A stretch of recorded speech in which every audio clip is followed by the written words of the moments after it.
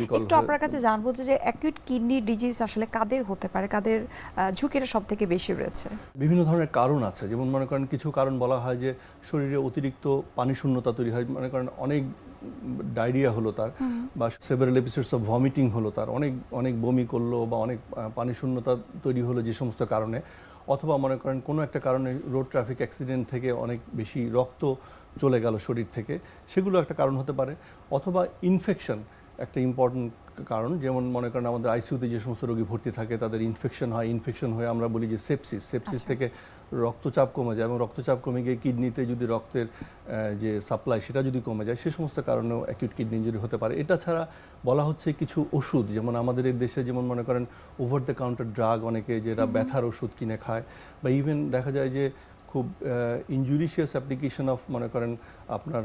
গ্যাস্ট্রিকের ওষুধ বললে যে সমস্ত খায় সেগুলো থেকে হতে পারে। বিশেষ করে ব্যথার ওষুধ যদি খায় তাহলে সেখান থেকেও কিডনি হঠাৎ করে কিডনি বিকল হতে পারে, বা হঠাৎ করে কিডনি বিকল হয় আস্তে আস্তে, অথবা রোগী টেরও পায় না, হয়তো আস্তে আস্তে করে সেখান থেকেও কিডনি বিকল হতে পারে। আরেকটা কারণ খুবই গুরুত্বপূর্ণ, সেটা হচ্ছে যে আমরা বলি যে অবস্ট্রাকটিভ ইউরোপ্যাথি, বা কোনো কারণে কিডনির মধ্যে কোনো ধরনের একটা বাধা তৈরি হয়েছে, মনে করেন কিডনিতে স্টোন হয়েছে, বা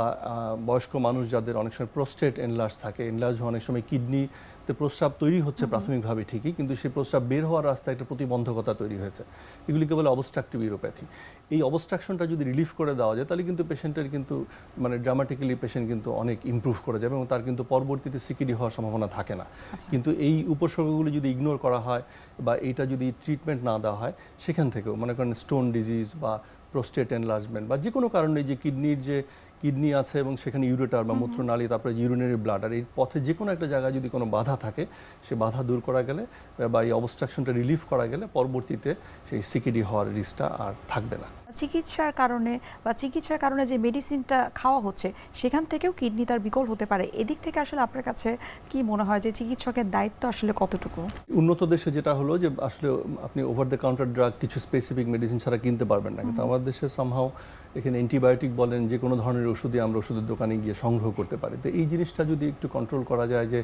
বিশেষ ধরনের কিছু ওষুধ ছাড়া, ডাক্তারের প্রেসক্রিপশন ছাড়া যে অন্য ধরনের ওষুধ কেনা যাবে না বা রোগীরা সংগ্রহ করতে পারবে না, বা সাধারণ জনগণ ইচ্ছে হলেই মানে যে কারো পরামর্শ মতো ওষুধ কিনে খাবে না, সেই ধরনের ব্যাপারে যদি জনসচেতনতা বা কোনো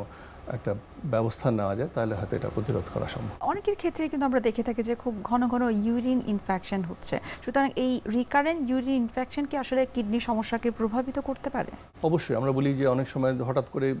জ্বর নিয়ে বা প্রস্রাবের প্রদাহ নিয়ে আমাদের কাছে উপস্থিত হয়, তখন আমরা দেখি ইউরিনে ইনফেকশন থাকে, এবং ঘন ঘন ইউরিনে ইনফেকশন বা অ্যাকিউট পাইলোনেফ্রাইটিস থেকে আলটিমেটলি অনেকবার হয়ে ক্রনিক পাইলোনেফ্রাইটিস, সেখান থেকেও কিডনি দুর্বল হয়ে যেতে পারে। সুতরাং বিশেষ করে ডায়াবেটিস রোগী, বিশেষ করে মহিলাদের কিন্তু ইউরিন ইনফেকশনের সম্ভাবনা অনেক বেশি থাকে। সেই জন্য এই ধরনের কোনো উপসর্গ থাকলে ইউরিন একটা পরীক্ষা করিয়ে নেওয়া এবং ইউরিনের কালচার করা এবং যথোপযুক্ত প্রতিষেধক হিসেবে অ্যান্টিবায়োটিক ব্যবহার করা, এবং সেখান থেকে আমাদের পরবর্তীতে যেন কিডনির আর কোনো ধরনের কিডনিজনিত সমস্যা পরবর্তীতে যেন আর না বাড়ে সে ব্যাপারে ব্যবস্থা নেওয়া যেতে পারে।